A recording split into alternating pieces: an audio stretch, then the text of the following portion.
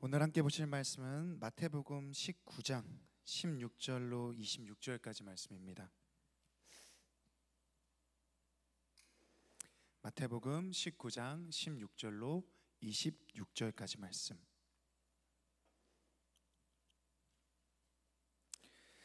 우리 찾으신 줄 알고 교독하겠습니다. 어떤 사람이 주께 와서 이르되 선생님이여 내가 무슨 선한 일을 하여야 영생을 얻으리이까?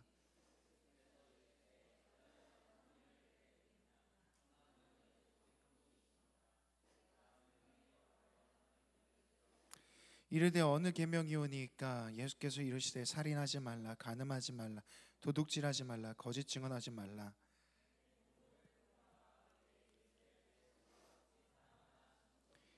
그 청년이 이르되 이 모든 것을 내가 지키었사온데 아직도 무엇이 부족하니까?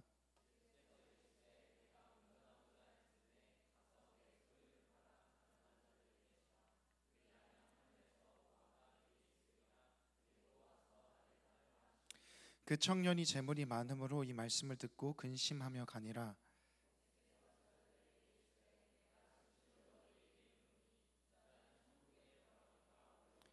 다시 너희에게 말하노니 낙타가 바늘기로 들어가는 것이 부자가 하나님의 나라에 들어가는 것보다 쉬우니라 하시니,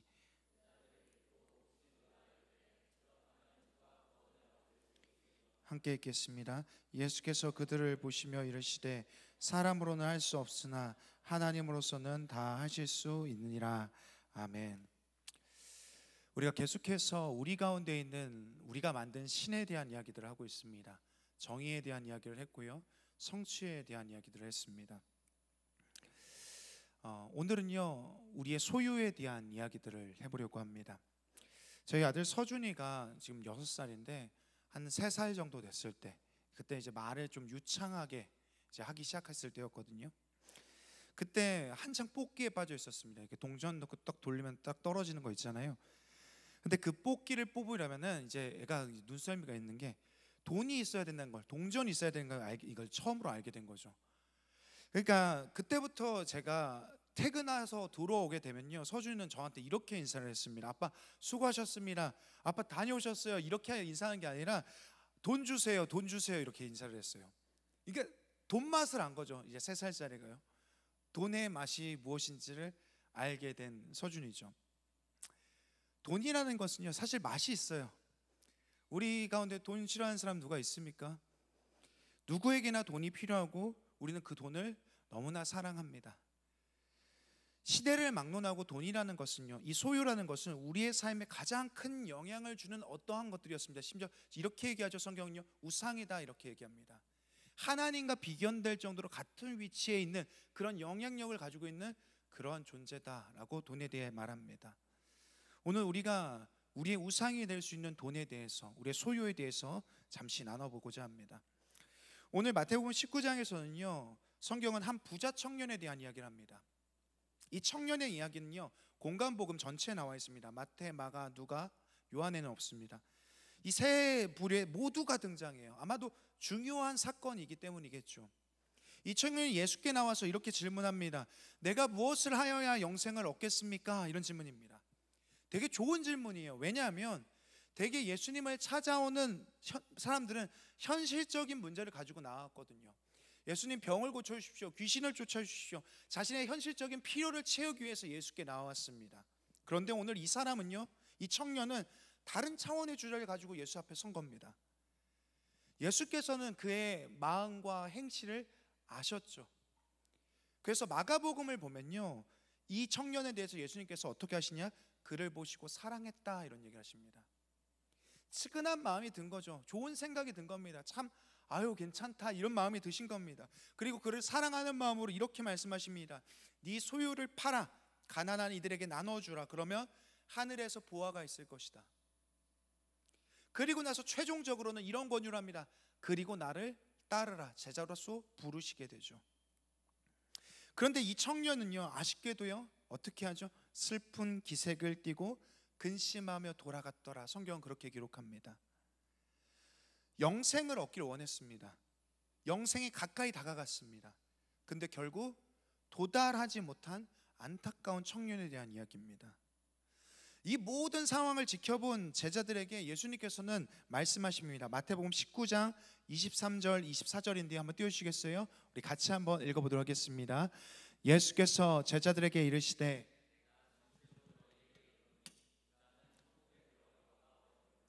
다시 너희에게 말하노니 낙타가 바늘기로 들어가는 것이 부자가 하나님 나라에 들어가는 것보다 쉬우니라 하시니. 오늘 이 말씀이 예수님께서 이 청년을 두고 하시는 말씀이죠. 근데 이 말씀은요, 이 말씀을 읽는 우리로 하여금 우리가 꼭 부자가 아니더라도요 좀 불편하게 하는, 좀 곤란하게 하는 그런 구절인 것 같습니다. 이런 생각이 들죠. 우리가 소유한 기독교 신앙이라는 것은 물질과 소유에 대해서 부정적인 입장인가? 부정적으로 보는가? 그렇다면은 우리도 영생을 소유하기 위해선 이 청년에게 요구했던 것처럼 가난해져야 한다는 건가? 낙타가 바늘구멍에 들어가는 것처럼 어렵다고 얘기하는데 우리가 조금이라도 뭔가를 가졌다면 나는 버려야 하는가?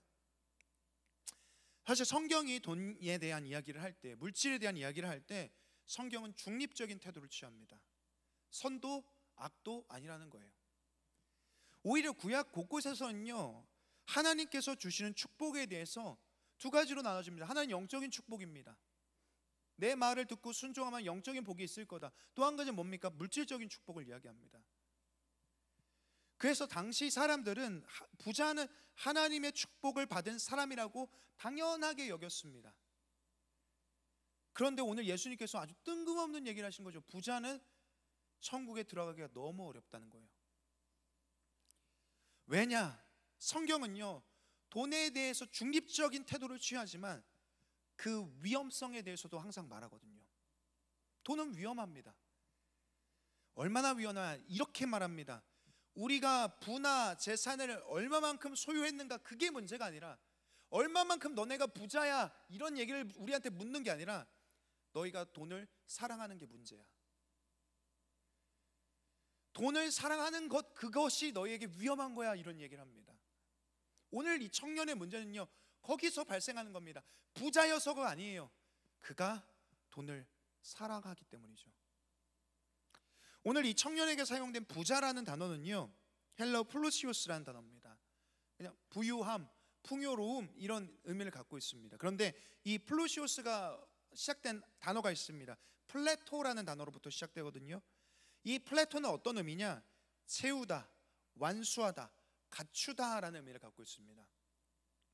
이 단어는 어디서 사용되어지냐면 누가복음 5장 말씀을 보면 베드로가 예수님을 처음 만나는 장면이 있습니다.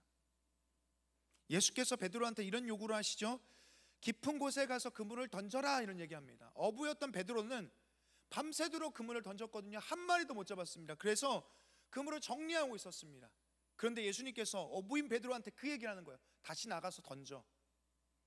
그 말을 듣고 베드로가 순종하죠. 어떻게 합니까? 바다에 그물을 던졌는데 그물을 걷어올리니 고기가 2배에 가득 차게 됩니다. 여기서 가득 차다라는 단어가 플레토입니다. 이 배는 어떻게 됩니까? 가라앉아 버려요. 오늘 예수님께서 말씀하시는 부자라는 건요 단지 돈이 많은 사람을 말하는 건 아닙니다. 부자라는 것은요 흘러 넘쳐서 채워진 상태의 사람을 말합니다. 다시 한번요, 부자는 누구냐? 우리의 내면의 상태가 무언가로 가득 채워져서 흘러 넘치는 사람을 얘기합니다. 어느 정도로요? 가라앉을 정도입니다. 그 정도의 무게를 갖고 있는 거죠. 오늘 이 청년은요 물론 돈도 많았을 겁니다. 그런데 그의 내면은요 돈에 대한 마음이 가득 채워진 상태라는 거예요. 그는 한마디로 얘기하면 이런 거예요. 돈을 사랑하는 사람입니다. 그걸 어떻게 할까요? 사랑한다고 말도 안 하는데 어떻게 합니까? 이 청년이 처음에 했던 질문을 떠올려 보십시오. 그는 예수께 나와 영생에 대한 질문을 합니다. 어떻게 하면 영생을 얻을 수 있습니까? 우리가 이 영생이란 단어에 대해서 너무 익숙해져 가지고 이 무게감을 느끼지 못하는데요, 사실 이거 되게 무게감 있는 질문입니다. 되게 중요한 질문이죠. 어떻게 하면 영생을 얻을 수 있겠습니까? 예를 들어서 이런 겁니다. 죽음을 앞둔 암 환자가 의사 앞에서요, 제발 어떻게 하면 제가 살 수 있을까요? 하는 질문하고 되게 비슷한 거잖아요. 그는 자기 생명에 대해서 묻고 있습니다. 질문하고 있어요. 게다가 이 청년이 지금 만난 사람은 누굽니까? 현자를 만난 게 아닙니다. 멘토를 만난 게 아니죠. 생명이신 예수를 만났습니다. 예수를 만나서 질문을 했고 그로부터 생명에 대한 답을 얻었습니다. 그런데 이 청년은 어떻게 반응하죠? 마태복음 19장 22절입니다. 띄워주십시오. 제가 읽겠습니다. 그 청년이 재물이 많음으로 이 말씀을 듣고 근심하며 가니라. 근심했대요. 무슨 얘기냐? 고통스러웠다는 겁니다. 마음이 너무 괴로웠다는 겁니다. 그가 왜 이렇게 고통스럽습니까? 답을 얻었는데요. 그는 정말로 바라는 게 있었죠. 생명을 원했습니다. 영생에 대해서 얻기 원했습니다. 정말로 원했던 그 방향에 대해서도 알게 됐습니다. 그런데 결국 얻지는 못해요. 왜 그렇습니까? 영생보다, 생명보다 돈이 더 귀하기 때문입니다. 여러분의 삶 가운데서 정말로 바라는 게 있습니다. 그런데 그걸 돈 때문에 그것을 하지 못한다면요, 그걸 뭐라고 얘기하죠? 우상이라고 얘기합니다. 그는 돈을 중요하게 여기는 정도가 아니라 깊이 살아가는 사람입니다. 우리 현실을 보자면요, 여러분뿐만 아니라 저, 그리고 우리를 둘러싼 사람들의 삶을 보면 꼭 돈이 아니더라도요, 이 내면이 무언가로 가득 채워진 사람들이 존재합니다. 아니요, 많습니다. 대부분이에요. 자기 자신의 성공, 성취, 사람에 대한 갈망, 진로에 대한, 미래에 대한 어떤 것들, 그것으로 이 내면이 꽉 찬 사람들이 우리 주변에 가득해져 있죠. 이렇게 가득 채워진 사람들은 어떻습니까? 어떤 모습을 취하죠? 제가 3년 전에요, 저는 미국 주식 투자를 했습니다. 한 2년 동안을 했어요. 저는 이런 생각을 했거든요. 미국 주식 시장은요, 새벽에 옵니다. 그러니까 내 잠잘 시간을 줄여서 돈을 벌 수 있다면 이게 저의 세컨 잡이 될 수 있다고 생각했어요. 그래서 어때요? 그래서 저는 이게 통제할 수 있는 거라고 생각했거든요. 근데 막상 그걸 시작하니까 하루 종일 그걸 생각하는 거예요. 아침에 눈 뜨자마자 저희 가족보다 먼저 그걸 확인하고요. 주식 그래프에 제 기분이 좌지우지되고요. 낮에 신방을 하면서도 막 정보를 확인하고요. 퇴근하고 돌아와서도 관심을 멈추지 않아요. 그리고 밤에 눈을 감을 때까지 불안해합니다. 어떤 사람을 만나서 대화를 하잖아요. 주제가 그거예요. 야, 요즘에 시장이 어떻더라, 요즘에 국제 정세가 어떻더라. 경제학자 맞죠? 저는 안 그럴 줄 알았거든요. 근데 그때가 저의 삶에 가장 활기를 띠는 순간이에요. 뭐예요? 한때 저의 우상이죠. 저의 마음이 가득 채워진 상태입니다. 이렇게 무언가로 꽉 채워져 있으면 어떤 문제가 생깁니까? 제가 어땠을 것 같습니까? 이렇게 꽉 채워져 있는데요, 다른 무언가가 내 안에 들어올 수가 없는 거예요. 저는 직업상, 제 직업상 저는 계속해서 저 안에 뭔가 들어와야 되는 사람입니다.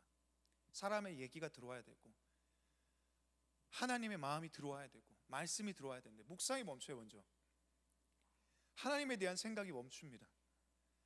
사람과 대화를 나눌 여유가 없어요. 제가 주식을 멈추게 된 이유도 그거였습니다. 내 안에 무언가 들어올 만한 아무것도 존재하지가 않아요. 이미 꽉 차 있거든요.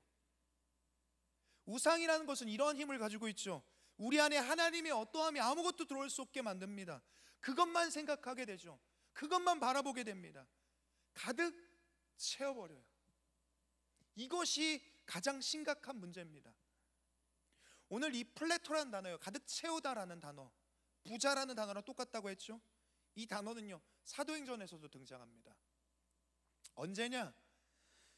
예수님의 제자들이 성령 충만함을 입다해서 이 충만함과 같은 단어가 플레토입니다. 그렇게 성경은요 우리한테 이런 이야기를 하는 겁니다. 우리는 두 부류의 사람으로 나눠진다는 겁니다. 하나는 주의 영으로 가득 찬 존재, 또 다른 존재는 주의 영이 아닌 다른 무언가로 가득 찬 존재. 여러분은 어떻습니까? 어떤 사람입니까? 무엇이 여러분을 채우고 있고 무엇이 여러분의 방향을 이끌어가고 있습니까? 성경은 우상에 대해서 말할 때 이 사람의 내면이 하나님이 아닌 다른 무언가로 흘러 넘치는 것에 대해서 우상이라고 말합니다. 무엇이 여러분 안에서 흘러 넘치고 있습니까? 그리고 심지어 그것이 여러분을 가라앉게 만들고 있습니까? 오늘 이 청년이 영생을 얻지 못했던 건요 돈이 많아서가 아니에요. 그 마음에 하나님 나라가 들어갈 자리가 없는 겁니다. 그래서 예수님께서는 이 청년한테 이렇게 말씀하시는 거죠. 너의 사랑의 대상인 재물을 다 팔아 주의 나라가 임할 자리를 만들어라라는 거죠. 그런데 근심합니다. 고통스러워해요. 그리고 결국 결정하지 못합니다. 불가능해요. 왜요? 이것은 그의 사랑이니까요. 사실 여러분, 이것이요 이 청년의만의 이야기일까요? 우리 중에 돈 싫어하는 사람 있습니까? 저도 돈이 참 좋거든요. 가슴에 손을 얹고 한번 생각해 보세요. 나 돈 싫다. 없잖아요. 만약에 여러분 주변에 돈 싫다 이런 사람 말하는 사람이 있으면 그 사람 가까이 하지 마세요. 사기꾼이에요. 거짓말쟁입니다. 100%예요 진짜. 우리는 다 돈을 너무나 좋아해요. 왜 그렇게 우리를 돈은 사랑할까요? 과거의 대부분 돈은요 어떤 재산이나 소유 같은 것들은요 생존 때문이었을 수 있습니다. 먹고 사는 문제를 해결하기 위해서 돈이 필요했죠. 대부분은요. 그러나 오늘날 우리는요 오늘 우리의 삶, 우리의 생존은 그렇게 위태롭지 않아요. 따뜻한 집이 있고 그래도 먹을 수 있는 밥이 있고 입을 옷이 있고요. 힘들긴 하지만 죽을 정도는 아닙니다. 그러나 이 시대는요 다른 의미로서 돈을 사랑해요. 생존 때문이 아니라요. 먼저 돈은 어떤 겁니까? 돈이 우리에게 주는 안정감이 있어요. 누가복음 12장 말씀을 보면요 이런 이야기가 나옵니다. 어떤 한 사람이 예수님한테 온 거예요. 그래서 이런 부탁을 합니다. 예수님, 내가 내 형제하고 재산 싸움이 붙었습니다. 유산에 대한 싸움이 붙었습니다. 그러니까 예수님께서 내 형제한테 말을 해서 이 유산 분배를, 아버지 유산의 분배를 잘 할 수 있게 좀 도와주세요, 이런 얘기를 합니다. 그러자 예수님께서 그 사람을 보면서 이렇게 얘기합니다. 누가복음 12장 14절인데요 제가 읽겠습니다. 이르시되 이 사람아, 누가 나를 너희의 재판장이나 물건 나누는 자로 세웠느냐 하시고. 무슨 말입니까? 이 말이죠. 내가 너희들 재산 싸움하는 거 그거 재판하려고 여기 왔는 줄 아냐? 고작 너희들 돈 나눈 것 때문에 내가 이 자리에 있는 줄 아냐? 그리고 나서 그 자리에 있는 모든 사람들한테 이렇게 말씀하십니다. 15절입니다. 그들에게 이르시되 삼가 모든 탐심을 물리치라. 사람의 생명이 그 소유에 넉넉한데 있지 아니라 하시고. 이렇게 말씀하시죠. 모든 탐심을 물리쳐라.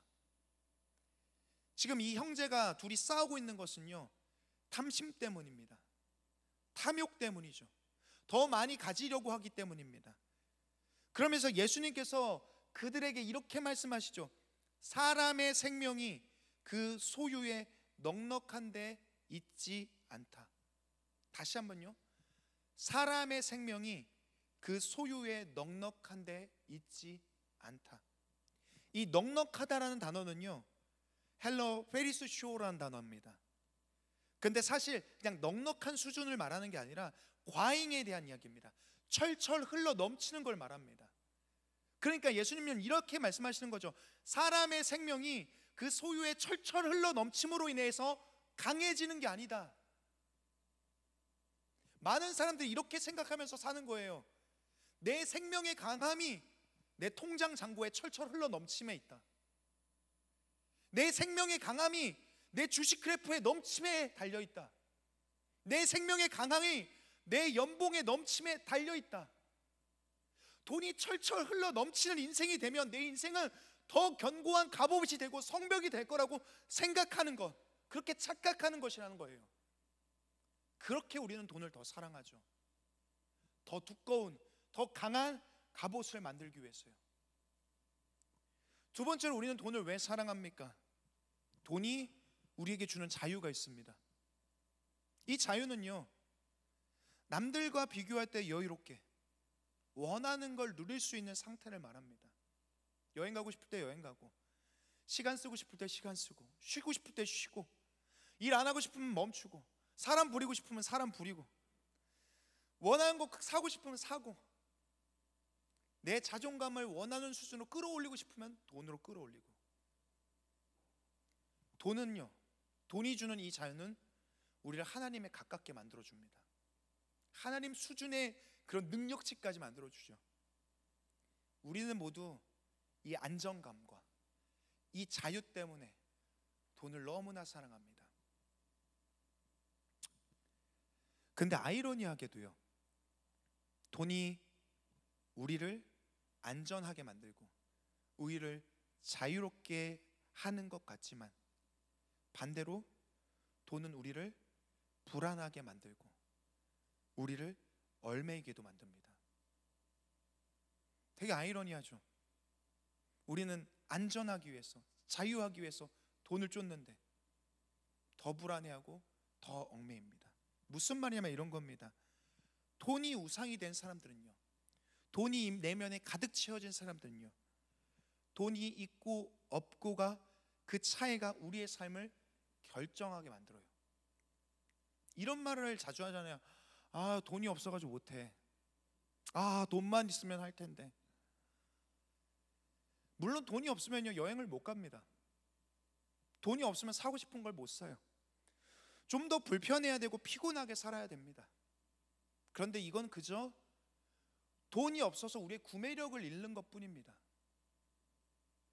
그건 정말로 우리의 삶이 불행하거나 실패하거나 나락으로 빠지는 건 아니에요.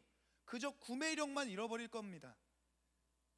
그런데 우리는 어떻게 생각해요? 이것을 나 자신은 스스로 아무것도 이룰 수 없는, 아무것도 만족할 수 없는 상태로서 스스로 평가한다는 겁니다.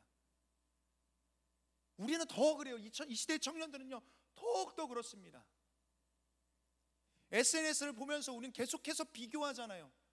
우리보다 많이 가진 사람들, 더 화려한 사람들, 무언가 더 안정적으로 보이는 사람들을 우리랑 같이 비교하고 놓습니다. 그러면서 우리로 하여금 내가 돈이 없어서 저 사람처럼 되지 못한다라고 생각해요. 이 시대의 청년들은요, 이것 때문에 지나친 상실감에 빠져 있습니다. 무기력증에 빠져 있죠. 내 평안과 내 안정과 나의 만족이 그저 돈이 없기 때문에, 돈 때문에 그렇다는 거예요. 돈의 우상이 우리에게 주는 생각이에요. 근데 한번 생각해 보십시오. 진짜 돈이 없어서 평안하지 않은 겁니까? 진짜 돈이 없어서 안전하지 않은 겁니까? 돈은요, 있을 수도 있고 없을 수도 있어요. 근데 돈이 우리 안에서 우리의 삶에 너무나도 큰 영향을 주고 있다는 거예요. 어떻게요? 계속해서 상실감과 불행으로 이끄는 쪽으로요. 이전에는 우리가 돈이 없어도 누릴 수 있는 것들 있었습니다. 어렸을 때요, 돈 많아서 그렇게 해맑게 웃고 다녔습니까? 깔깔거리면서 웃고 다녔어요? 중학생 때, 고등학생 때 참 즐거웠잖아요. 돈이 없어도 그게 가능했어요. 떡볶이 먹어도 즐거웠습니다. 근데 요즘엔 치킨 먹고 피자 먹어도 안 즐거워요. 좋은 거 먹어, 오마카세 먹어도 안 즐거워요. 돈이 있고 없고의 문제가 아니라는 거예요. 돈은 우리를 어떻게 만드냐? 돈 없이는 너희가 행복할 수 없다라고, 불가능하다라고 믿게 만들어버려요, 우리를요. 이 얽매임이에요. 스스로는 자유한 줄 알아요. 어느 함정 안에 들어가 있어요.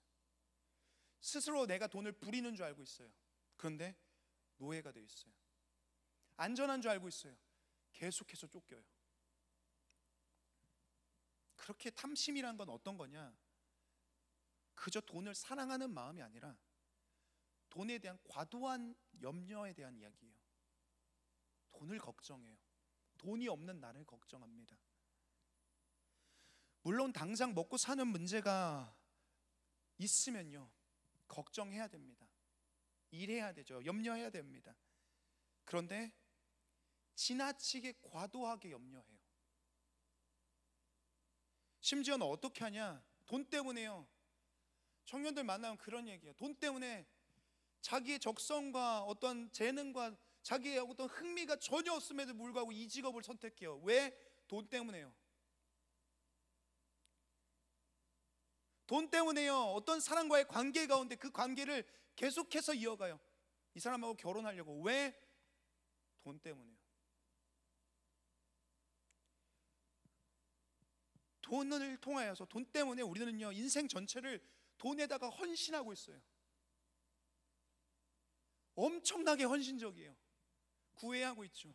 날 좀 받아줘. 자기의 진로, 미래, 결정, 관계, 그 모든 것을 바칠 정도로요. 안정감과 자유만 주면 돼. 그럼 난 만족할 수 있어. 진짜일까요? 거짓말이에요. 계속해서 여러분을 불안하게 만들 겁니다.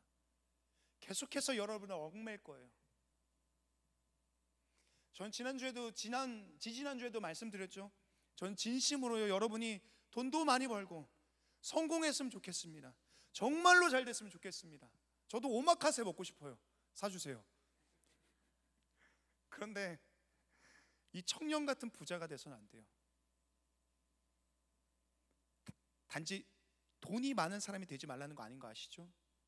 여러분의 마음이 가득 채워져서 돈 때문에 여러분의 안전이나 여러분의 행복이나 여러분의 자유나 여러분의 어떤 결정이 좌지우지 돼서는 안 돼요. 그렇다면요, 성경이 말하는 우리와 돈의 관계는, 바른 관계는 어떤 것일까요? 우리는 돈에 대한 어떤 태도를 취해야 될까요? 사도행전 4장 33절 35절까지 말씀입니다. 한번 띄워주시겠어요? 같이 한번 읽어보겠습니다. 사도들이 큰 권능으로 주 예수의 부활을 증언하니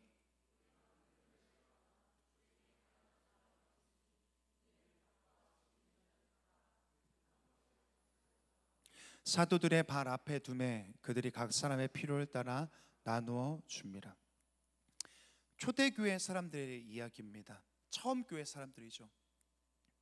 이 사람들은 어떻게 표현되냐? 주 예수의 부활에 대한 이야기를 듣고 무리가 큰 은혜를 받았던 사람입니다. 어떤 얘기냐면 성령으로 가득 채워진 상태의 사람들이에요. 그런데 오늘 말씀을 보니까요, 34절에 그 중에 가난한 사람이 없으니 이렇게 되어 있습니다. 굶는 사람들이 없대요. 왜 그렇습니까? 교회에 밭과 집 있는 사람들이 자신의 재산을 팔아서 성도들의 굶주림을 해결했기 때문에요. 초대교회 사람들은요, 돈보다 사람을 중요하게 여겼습니다. 그래서 그들은 자신의 재물을 다 팔아서 그 재물로 사람을 사랑하는 수단을 삼습니다. 근데 중요한 건요, 이들이 자신의 재물을 팔아서 밭도 팔고 집도 팔고 그 재물을 돈으로 바꿔서 그것을 사도들의 손에다가 쥐어줬다? 아니요. 말씀을 보세요. 발 앞에다가 내려놓습니다. 35절, 사도들의 발 앞에 두매. 교인들이 막 집 팔아가지고 밥 팔아가지고 거부금을 갖고 오잖아요. 그럼 사도들이 막 신발도 안 신고 나가는 거죠. 어이구, 이렇게 큰 돈을 가지고 이렇게 큰 헌금을 하다니. 손으로 받는 것이 아닙니다. 그들의 발 앞에다 내려놔요. 우리가 신앙인으로 산다는 건요, 우리와 관계 맺고 있는 모든 사람, 모든 것과의 위치를 바르게 하는 것부터 시작합니다. 하나님은 어디에 있습니까? 우리의 머리 위에 있어야 돼요. 사람은 어디에 있어야 됩니까? 우리 앞에 있어야 되죠. 그럼 물질은 어디에 있어야 됩니까? 우리의 발 밑에 있어야 돼요. 물질은 뭐예요? 수단입니다. 그런데 오늘날 우리 그리스도인들은 어떻습니까? 물질이 머리 위에 있어요. 사람은요, 발 밑에 있습니다. 사람이 물질을 위한 도구가 됩니다. 거꾸로 됐죠. 돈이 사람을 위한 도구가 되어야 하는데 발 밑에 있습니다. 그래서 돈이 머리 위에서 주인이 되고 그 돈을 지키기 위해서 사람을 부립니다. 사람을 짓밟습니다. 우리 하나님은 어디 계시죠? 순서는 이래야 됩니다. 하나님, 사람, 돈. 그래야 하나님의 인격이 우리를 타고 내려와 비인격적인 물질로 사람을 섬기게 만듭니다. 근데 거꾸로 사람이 먼저, 돈이 먼저 우리의 머리 가운데 있으면 비인격적인 돈이 타고 내려와 우리가 사람을, 우리가 하나님을 비인격적인 눈으로 바라보는 거죠. 비인격성의 노예가 된 우리가 사람을 사람으로 봅니까? 도구로 보죠. 비인격적인 내가 하나님을 하나님으로 모십니까? 여전히 도구로 봅니다. 오늘 이 부자 청년은 어때요? 예수님을 만나고서도 영생에 가까이 갔음에도 불구하고 예수님을 그 머리에 놓지 못하고 두지 못하고 자기가 그동안 주인으로 모셨던 돈을 머리에 이고 근심하며 돌아갑니다. 모든 것을 바른 위치에 설정하지 못하면 하나님의 자리를 대신해서 우상이 될 가능성이 있습니다. 이것은 모든 것입니다. 돈뿐만 아니라요. 관계, 성공, 돈, 인기, 어떠한 것들. 이러한 우상들은요, 대부분 우리 삶에 너무나도 필수적인 것들인 겁니다.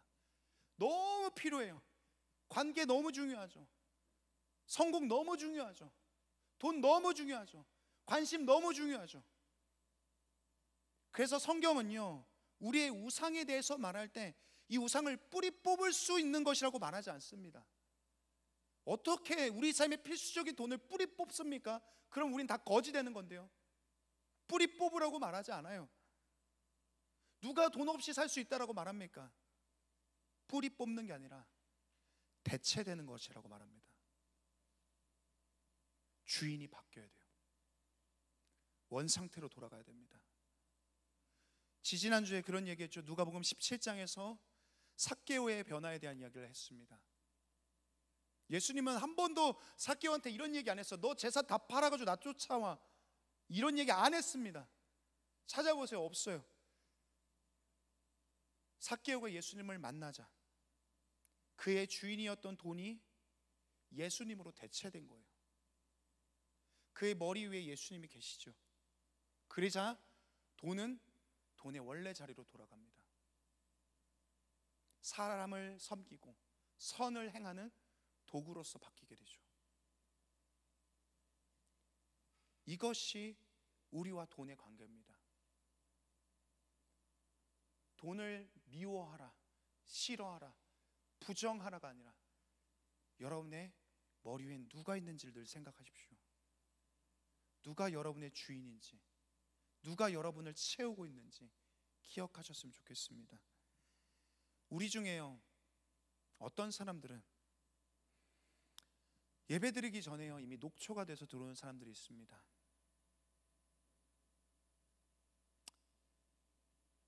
주말에를 알바하고 열심히 일하는 사람들입니다. 또 예배가 끝나자마자 알바를 가야 해요. 여유가 별로 없는 사람들이 있어요. 또 알바를 했으니까 어때요? 피곤하니까 집에 가서 쉬어야 되죠.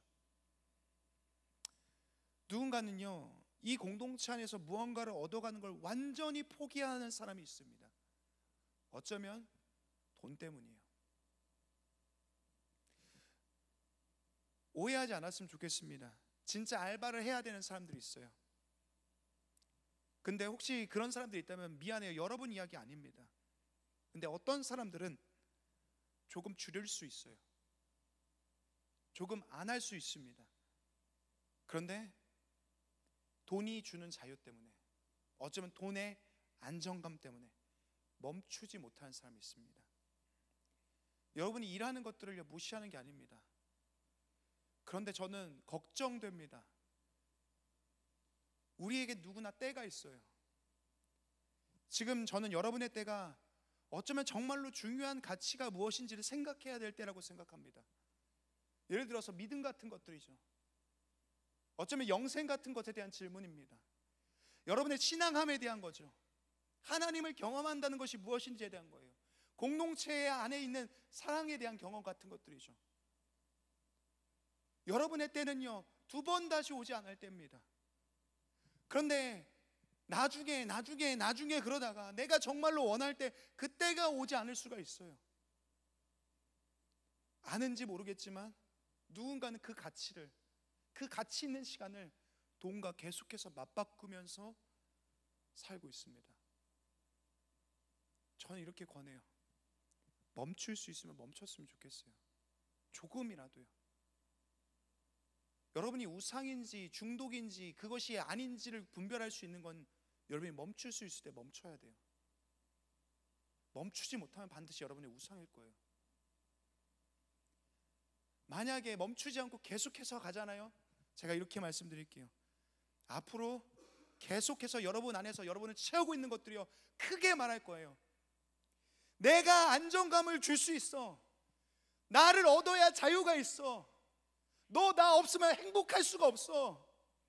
계속해서 여러분 가운데 크게 말할 겁니다. 여러분을 채우고 있는 그것이요, 멈추지 못하게 하는 그것이요, 속지 않았으면 좋겠습니다. 진짜 중요한 가치가 있어요. 여러분을 함정에 빠뜨리지, 여러분을 올무에 빠뜨릴 겁니다. 그것들은요.